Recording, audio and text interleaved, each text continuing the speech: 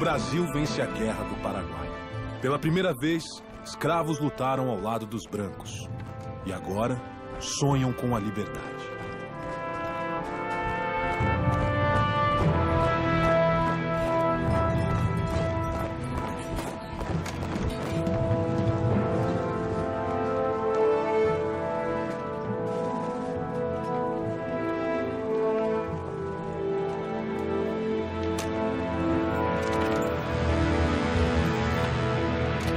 O que tá pegando minha arma? Põe o grilhão nele! Solta!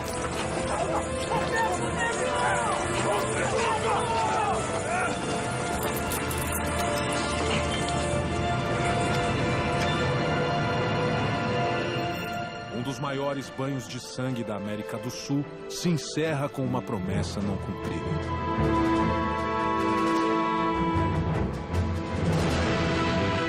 Nesse cenário turbulento, o movimento abolicionista ganha força, mas os latifundiários se recusam a contratar os negros libertos. Racismo silencioso. A sociedade brasileira finge que não aconteceu nada. Então não tem nenhum projeto que signifique a incorporação à política e social desse contingente. O Império estimula a vinda de camponeses europeus para substituir os escravos nas lavouras do país. E aqui encontravam uma terra onde circulava o dinheiro e onde tudo estava por fazer. Uma nova era se aproxima de um Brasil moderno e urbanizado.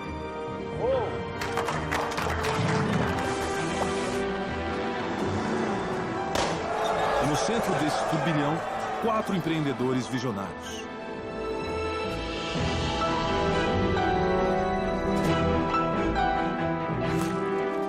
O primeiro deles, um imigrante italiano que perde tudo ao chegar ao Brasil, Francesco Matarazzo.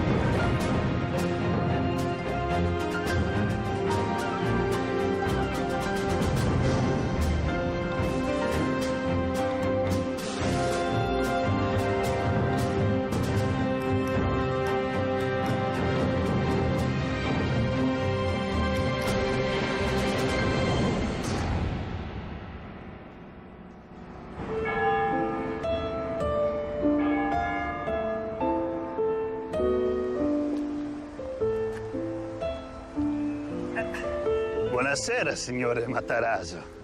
Buonasera.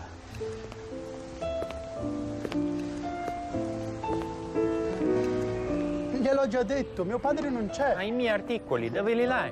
Non lo so, gli affari non mi riguardano. Ecco, ci sta. Buonasera, Beppe. Ah, signor Matarazzo. Grazie, Francesco. Lasci stare. Ci penso io qua. Va bene, papà. Hai portato tutto che ti ho chiesto, Beppe? Sì, sì. Ecco. Grazie, Beppe. Passa domani per prendere i soldi. Bene, bene. A domani. A domani, Beppe. Ciao.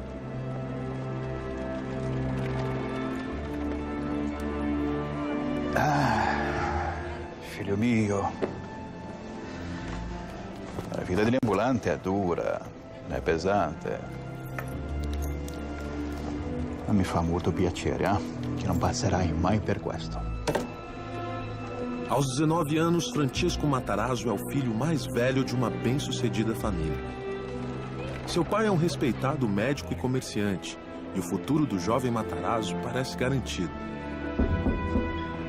Chi sarà? Beppe? Forse hai dimenticato di qualcosa?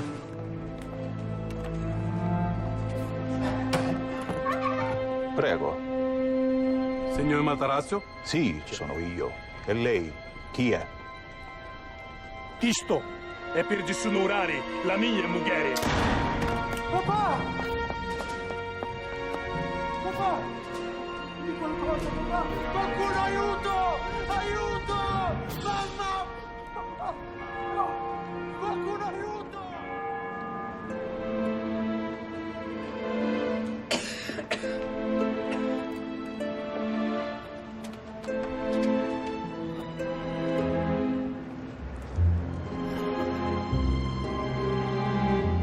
Con permesso, sono venuto a parlare con il signor Matarazzo. Sono venuto a ricevere il pagamento.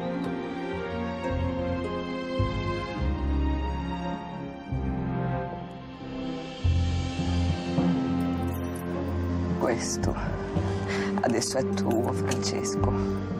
Sei il capo della famiglia.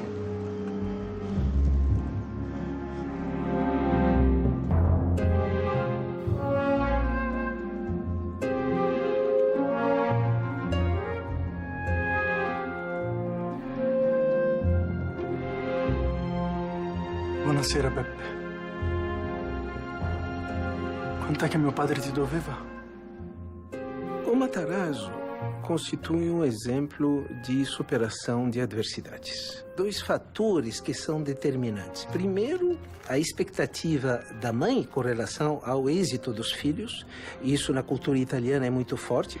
Mas, do outro lado, quando a pessoa, e isso é característica do Matarazzo, quando a pessoa tem que superar dificuldades cedo na vida, vai desenvolver essa habilidade.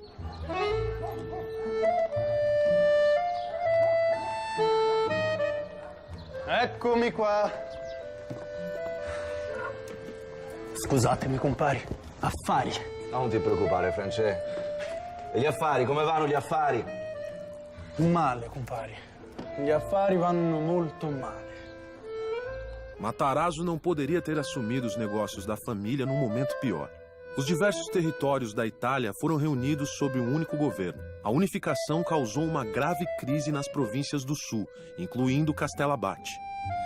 Se la situazione non migliora, compari, i miei affari si rovinano. E il nome Matarazzo va a finire nel fango. Francesco Grandino é um velho amigo dos Matarazzo. Sapateiro, ele embarcou para o Brasil alguns anos antes. Tem uma crise na Europa, uma pobreza. Então, essa ideia de que aqui você vai conseguir terra, você vai conseguir boas condições, ela vai ser muito bem vendida na Europa. Francesco, perché non vieni anche tu in Brasile?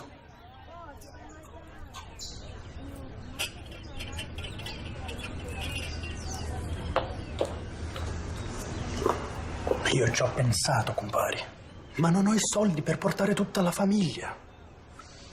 E il bimbo che sta per arrivare. Gli affari vanno bene, Francesco. Io quasi non ce la faccio con tutto il lavoro che c'è. E poi in Brasile è pieno di italiani. Parla piano, compare, parla piano. Ma tu sei un commerciante o che cosa, Francesco? Gli manca la materia prima, capisci? La materia prima è tutto importato, tutto.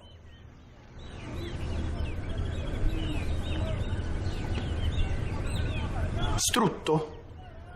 Cosa? Perfino lo strutto è importato, compari. Perfino lo strutto, Francesco. Filomena? Sì? Noi andiamo in Brasile.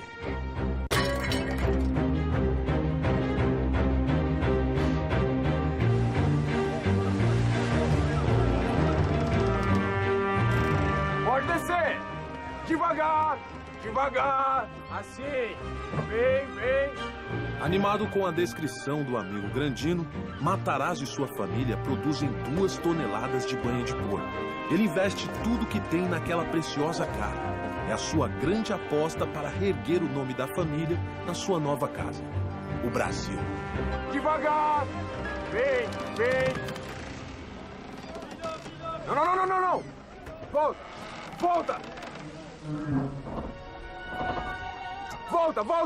É muito peso, tá soltando! No! Qualcuno faccia qualcosa! Volta! E aí? Cuidado! Não!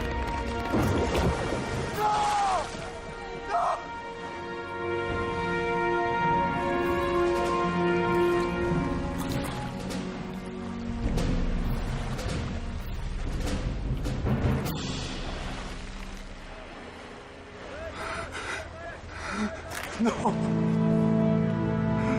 È tutto nel mare!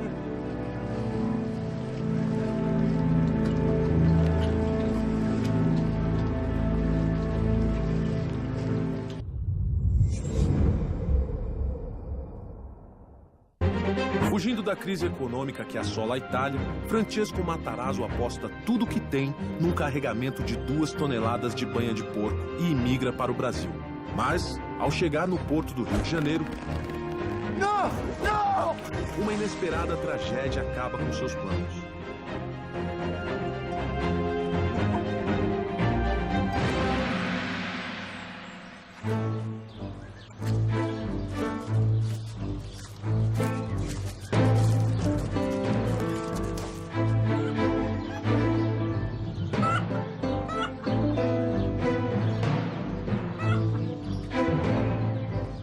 Bom dia, seu Gennaro. Pode entrar. Mas já disse que é perda de tempo. Ah, seu Gennaro, primeiro vejo os meus produtos, depois decida se é perda de tempo, não? Olha, a casa onde vivo. Acho que tem dinheiro sobrando para comprar porcaria. Sem escolha, Matarazzo toma emprego de mascate. Justamente o futuro que seu pai nunca desejou para o filho. Você é de que região da Itália, compadre? Calábria.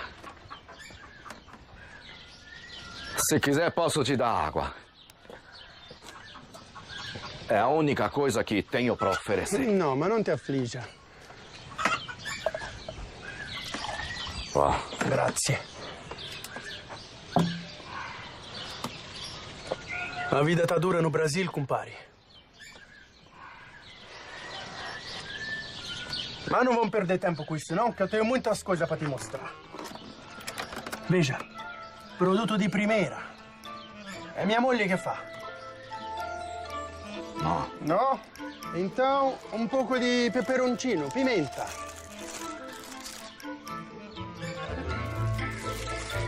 No. Espera, que eu vou te mostrar uma coisa agora que ti farà molto piacere.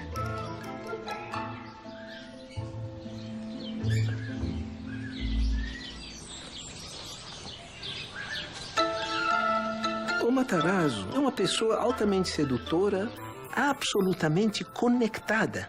Ele conhecia não através de intermediários. Ele vivia no dia a dia a realidade do seu consumidor e potencial consumidor.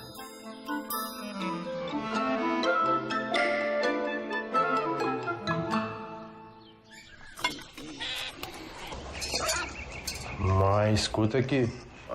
Essa não é dessas porcaria aqui. Com a semana de uso já solta o cabo, não, né? Pode ficar tranquilo. Se o Matarazzo vende, o produto é bom.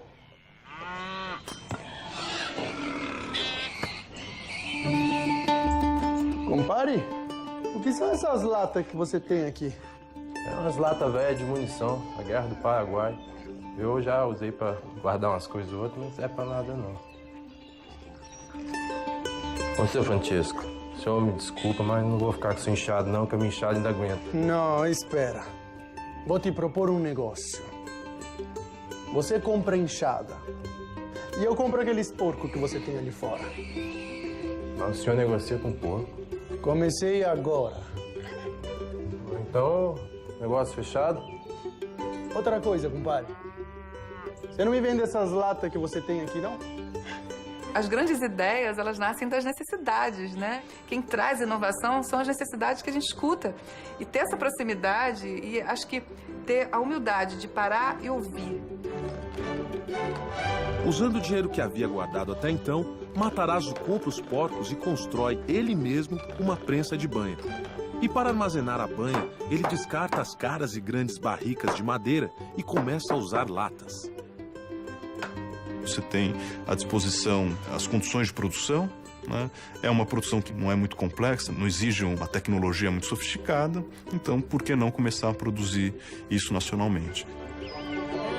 A ideia dá certo, e logo a banha Matarazzo se espalha pelo mercado de Sorocaba, e o nome Matarazzo ganha importância.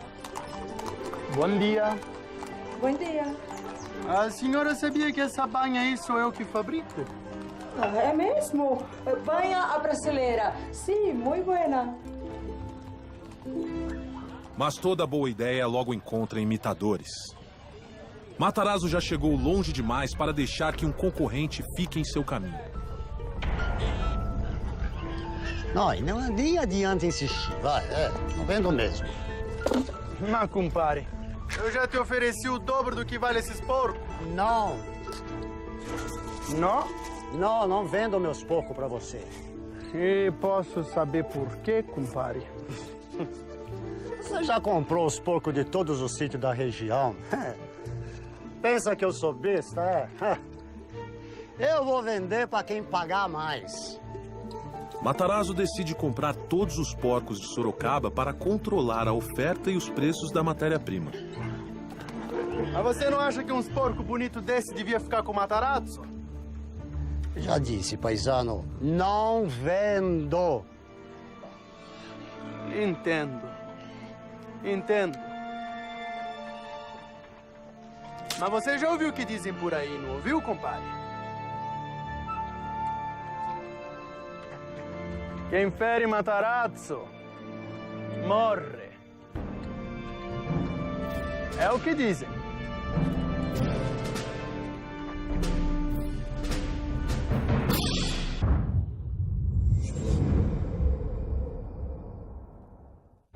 Trabalhando como mascate, Matarazzo consegue juntar o capital necessário para começar seu próprio negócio. Uma pequena fábrica de banha de porco. Com um plano de negócios inovador, a banha é vendida em pequenas porções armazenadas em latas. O produto de Matarazzo faz sucesso, mas a concorrência surge rapidamente. Banha a brasileira. Sim, muito buena. Matarazzo percebe que a solução é controlar a matéria-prima. Já disse, paisano, não vendo. Mas você já ouviu o que dizem por aí, não ouviu, compadre? Quem fere Matarazzo morre. Restringindo o acesso aos porcos, ele elimina os competidores.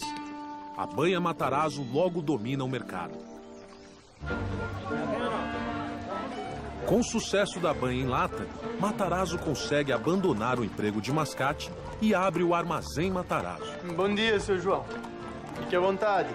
O armazém se torna um negócio estável e rentável. Ele começa com a banha, mas depois tem a lata e a partir daí vai criar uma indústria altamente verticalizada. Porque ele procurou cada vez mais ocupar todos os espaços. As matérias-primas ele preferia ele mesmo prover do que depender dos outros. Inimigo dos desperdícios, Matarazzo aproveita tudo que os porcos podem oferecer. A carne é vendida como cortes frios e embutidos. E os ossos são utilizados para fabricar botões de camisa. 5 botões.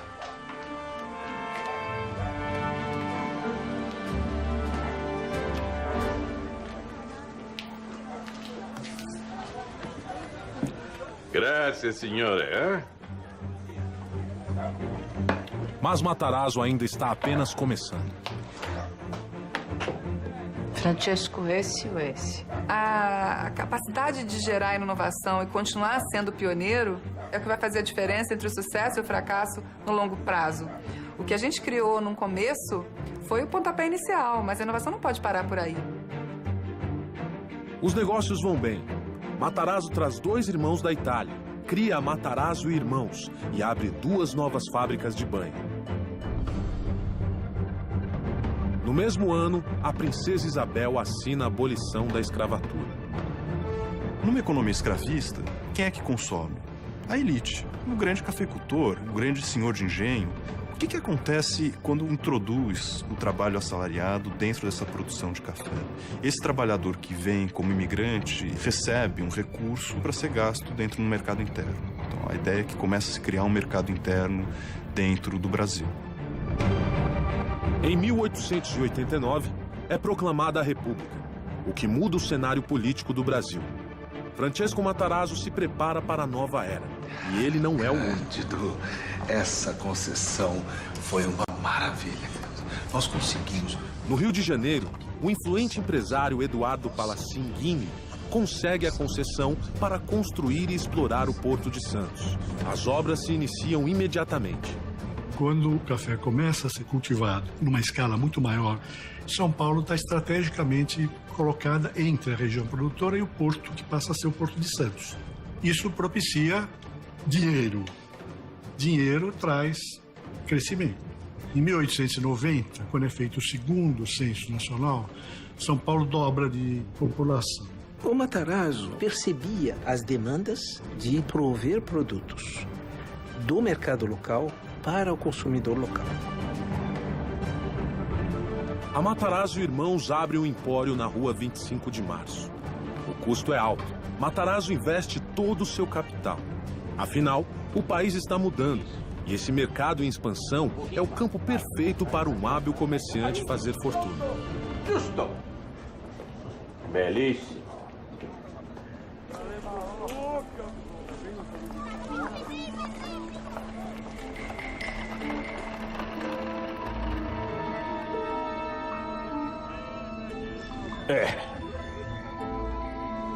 Mais um dia de prejuízo. Desse jeito nós vamos quebrar. E que fazemos?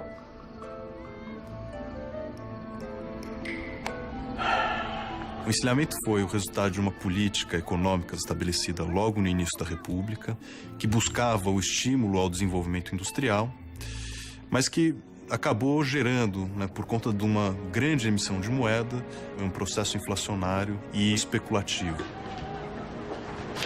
Precisa pôr um pouco mais de farinha no saco, vocês também não entendem, eu só tenho que fazer tudo eu. E que com isso gerou uma quebra muito grande de negócios em torno de 1891. Tô parado. Excuse.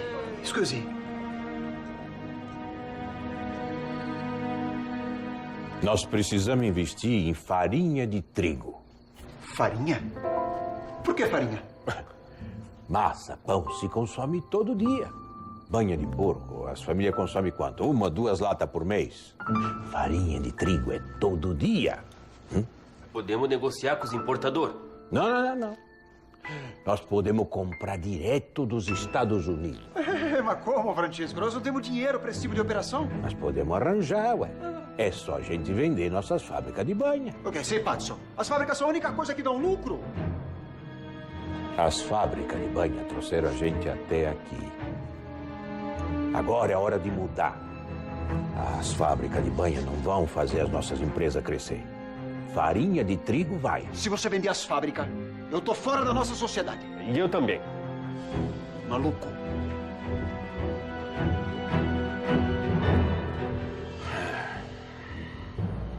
Matarazzo se recusa a abandonar sua ideia.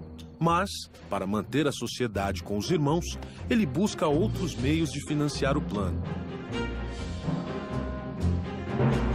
Matarazzo pede reunião com Giovanni Bricola, um dos maiores importadores do país e dono de um banco.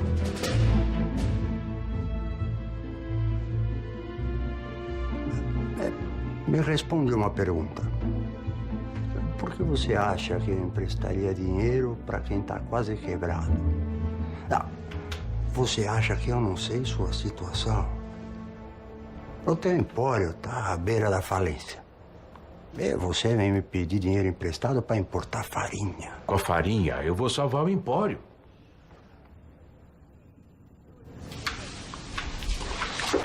Você não devia ter vindo para São Paulo.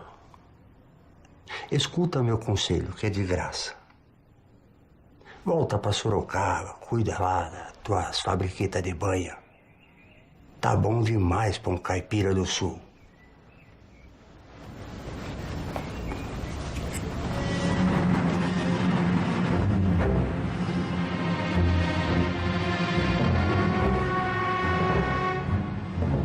Sem o dinheiro de Bricola, Matarazzo precisa escolher entre a família e os negócios. Ele está numa encruzilhada.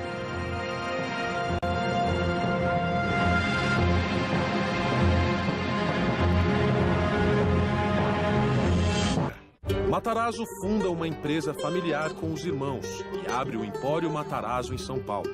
Mas uma crise econômica coloca seus negócios em risco. Para salvar o empório, Matarazzo planeja mudar radicalmente seu modelo de negócios, importando farinha de trigo. Massa, pão se consome todo dia. Para isso, precisa de dinheiro. O teu empório está à beira da falência. E você vem me pedir dinheiro emprestado para importar farinha. E o único jeito de conseguir é vendendo as fábricas de banha de porco da empresa familiar. Mas os irmãos ameaçam romper a sociedade caso Matarazzo venda as fábricas para financiar o plano. Eu chamei vocês para falar sobre a venda das fábricas de banha. Pode parar, Francisco. Nós já dissemos, nós não queremos vender. Ponto. Eu sei disso. É que eu já vendi as fábricas.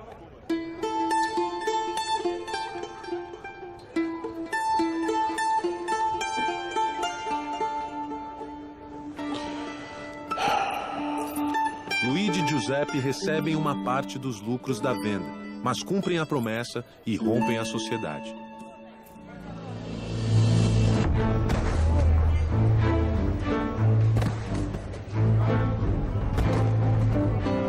Matarazzo fecha a empresa familiar. Com o capital da venda das fábricas, ele funda a Matarazzo S.A., tendo Andrea, um outro irmão, como sócio. Além de aumentar seu patrimônio pessoal, o dinheiro é usado para importar farinha diretamente dos Estados Unidos. Isso é só o começo. A manobra dá certo e Matarazzo obtém altos lucros. Matarazzo encontra um mercado-chave, o pão de cada dia lá do trabalhador. Aliás, muitas dessas iniciativas dos empresários foi voltada para a massa de compatriotas que eles tinham aqui. Ele logo expande suas operações, importando arroz e outros cereais de partes distantes do mundo. Matarazzo atinge um novo patamar nos negócios. Para coroar a boa fase, ele começa a construção de uma mansão na recém-inaugurada Avenida Paulista. Com 19 quartos e 16 salas, é uma das maiores casas já erguidas na região. Como, aliás, em outras famílias, a mansão era a afirmação da prosperidade da família. Vocês viram o casarão que estão construindo na Paulista? Eu ia do Matarazzo. O sucesso logo atrai a atenção da população. Imigrantes italianos pobres se impressionam com a riqueza alcançada pelo conterrâneo. Pois um dia eu vou ter uma casa daquela.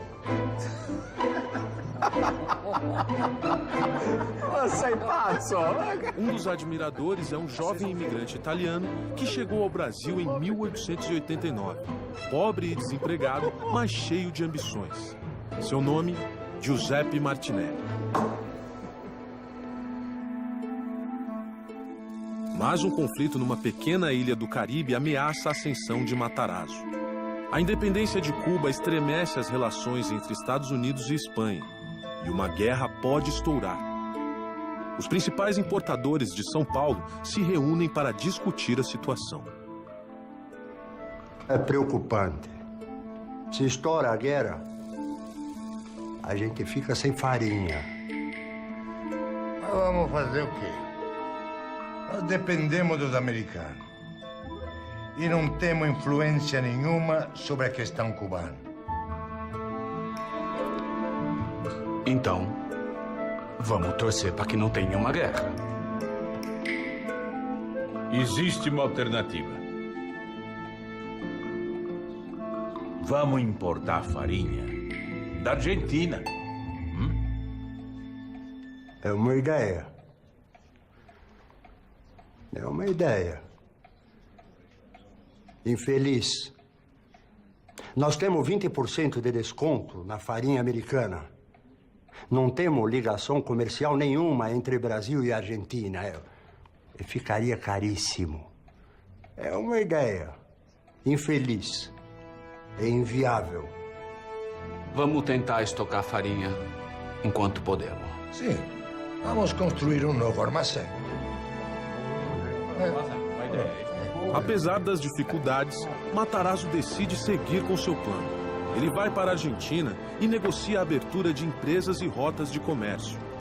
Como previsto, a operação demanda um grande investimento, mas Matarazzo está confiante de que a manobra será lucrativa. Qualquer empreendedor tem que ter um apetite controlado pelo risco. Como que esse risco vai ser controlada, como é que a gente vai lidar com o risco, aí eu acho que é a mágica, né? De entender até onde que a gente deve chegar, em que momento que a gente também tem que dar um passo atrás para depois dar 3 para frente. Mas, quando a farinha argentina finalmente chega ao Brasil, as previsões pessimistas de Brícola se concretizam. O preço da farinha no mercado brasileiro está baixo, muito mais baixo do que Matarazzo pagou para importá-la. Ele vai perder dinheiro. E não adianta. As contas não fecham. Fabrício. Senhor. Manda parar as obras da Paulista. Tem certeza, senhor? Não tem outro jeito.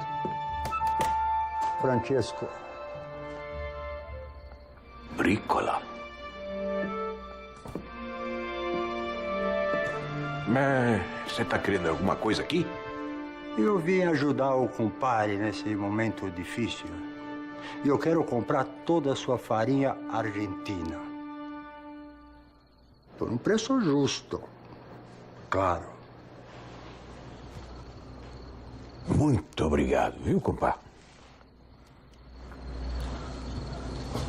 Mas eu já tenho um comprador para minha farinha. Mas que pena. Boa sorte nos negócios. Boa sorte. Para você também.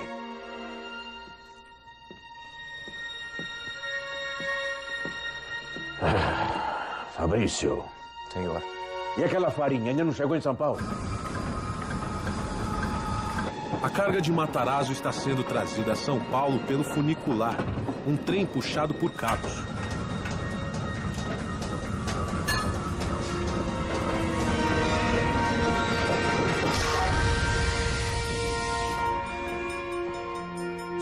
Seu Matarazzo. O que foi, Alberto? Fala logo. O trem parou. O quê? A máquina que puxa o funicular quebrou. Toda a farinha está presa no meio do caminho. Assim nós não vamos ter nem como vender a farinha.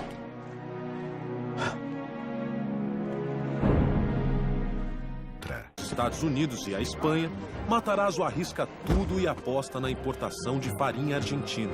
Mas a farinha chega ao Brasil custando muito mais que o preço de mercado.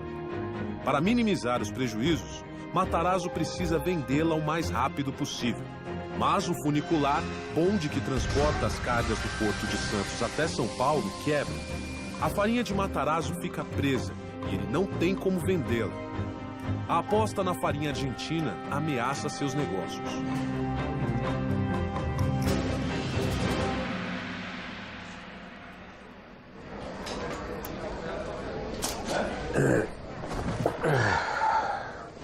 Alguma novidade, Francesco? Nenhuma. Aquela farinha vai ficar parada naquele trem pelo menos mais uma semana.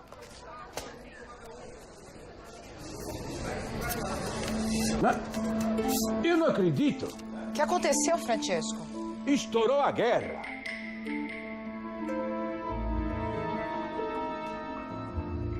Mas eu tô salvo.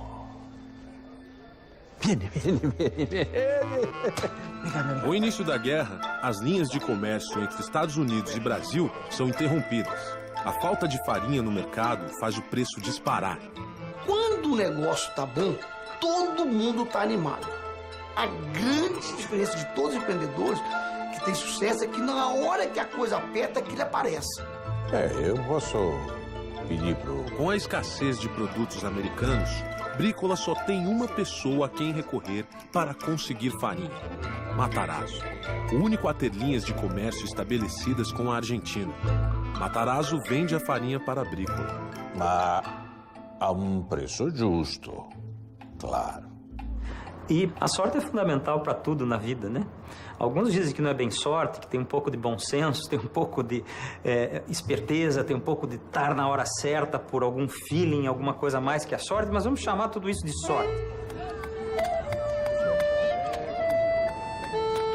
As obras da mansão da Paulista são retomadas e concluídas. A fortuna de Matarazzo nunca foi maior. Martinelli acompanha de perto a ascensão de Matarazzo. Ele vai fazer de tudo para superar seu conterrâneo.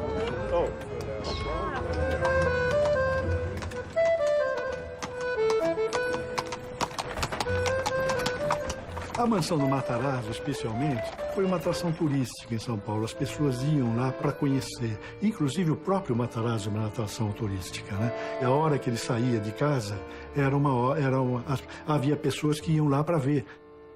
Vamos precisar de mais empregados. Essa casa é muito grande, Francesco. Não que eu esteja reclamando, imagina. Mas limpar tudo isso... Francesco... Foi sorte. O quê? Todo o dinheiro que eu ganhei com aquela farinha argentina foi sorte. E eu não posso depender da sorte. E no que é que você está pensando?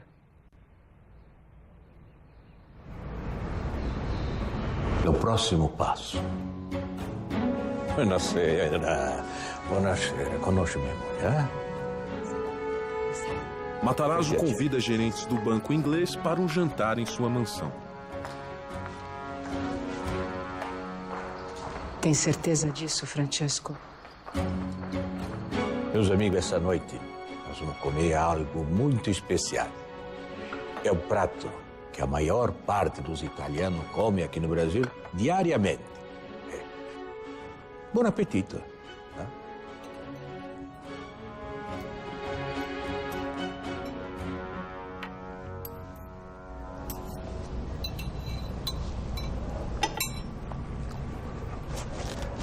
Pois é, meus amigos, vocês não precisam ser educados, não, viu? Eu sei que a macarronada tá ruim, mas vocês sabem por quê? Cozinheira nova? A farinha. Vocês acreditam que a maior parte da farinha que nós consumimos aqui no Brasil é importada?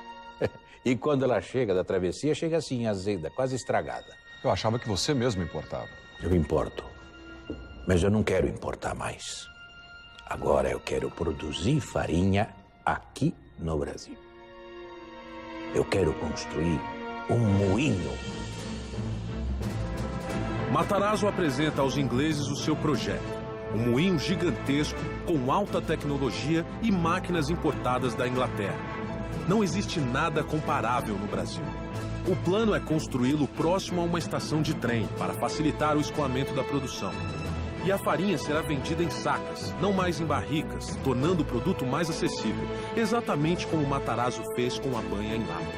É o projeto mais ambicioso de Matarazzo até então. E para que tudo isso se torne realidade, só precisa de uma coisa. Um empréstimo do banco inglês. Hã? Mas o que é que foi? Algum problema? Não gostaram da ideia? Não é nada disso, Francesco. O projeto é bom, Francesco. Mas é muito caro. Caro e arriscado. O que é que está acontecendo? Há quanto tempo que nós fazemos negócio? Alguma vez eu deixei de honrar minhas dívidas? Matarazzo vale o que assina, é? Não leve a mal. Nós sabemos que você é um dos comerciantes mais confiáveis desse país. Mas é um projeto que não é para um comerciante. É para o industrial. E são coisas muito diferentes. Um projeto caro como esse, se der errado, pode comprometer até o banco. E você iria à falência. E pelo bem das duas instituições, Francesco, nós vamos ter que negar esse empréstimo.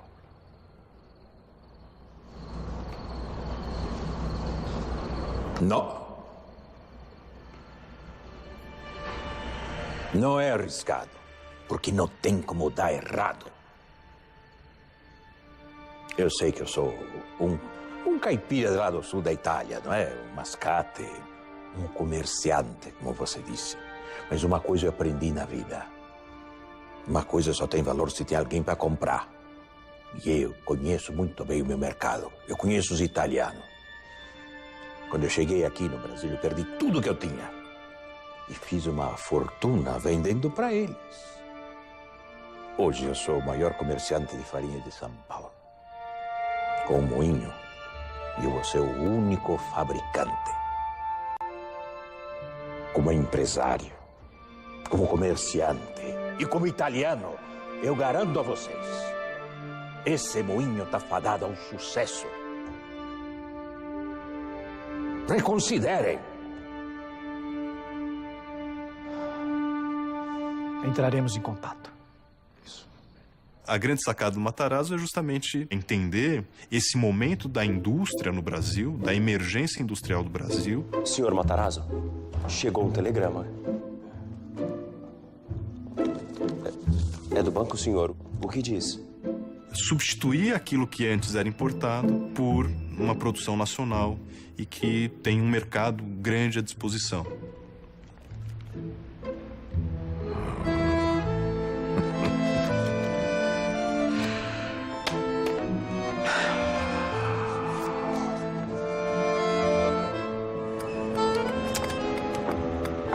O banco inglês aceita fazer o empréstimo. As obras do moinho começam em ritmo acelerado. A construção do moinho Matarazzo termina em 10 meses, tempo recorde. Logo está funcionando a todo vapor, produzindo 110 toneladas de farinha por dia. Dentro da estrutura do moinho, o Matarazzo percebe que precisaria produzir tudo aquilo que, de certa forma, atenderia o seu próprio produto. Então você vai precisar de sacos para ensacar a sua produção. Então é preciso construir uma pequena tecelagem de juta que depois vai daí derivar uma malharia para produção têxtil. É preciso ter uma pequena metalurgia por conta de ferramentas que vão ser usadas dentro da produção industrial. O moinho é apenas o começo. As fábricas de Matarazzo proliferam-se. Tecelagem, cosméticos, produtos de limpeza, uma infinidade de artigos com o nome Matarazzo. Ele fica conhecido como fabricante de fábricas. Quando nós olhamos a história dos pioneiros e o caso também do Matarazzo, ao longo da vida nós vamos ver que a riqueza para eles é um meio, não é um fim. Enquanto que para aqueles que procuram a riqueza como fim, raramente eles se tornam pioneiros. Os pioneiros são aqueles que fazem da riqueza um meio de viabilizar o sonho. Criando produtos que os imigrantes e as classes mais pobres podiam comprar, Matarazzo fortalece a nascente classe média do país. Cria um império. E o símbolo dessa transformação é o moinho Matarazzo, um dos primeiros passos da indústria brasileira. Mas esse é apenas o começo.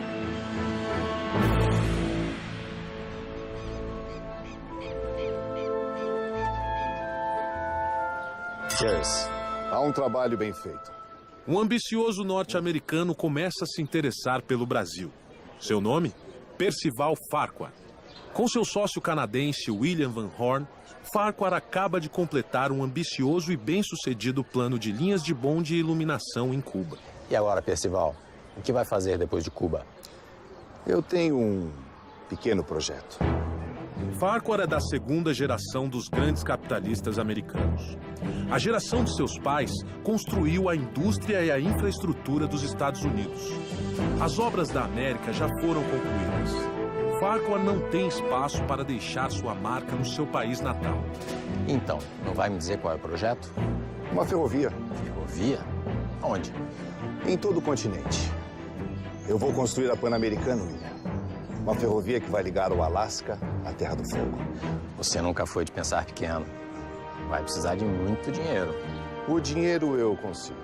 E vai precisar trabalhar no Brasil. Vai precisar de contatos, vai precisar de reputação.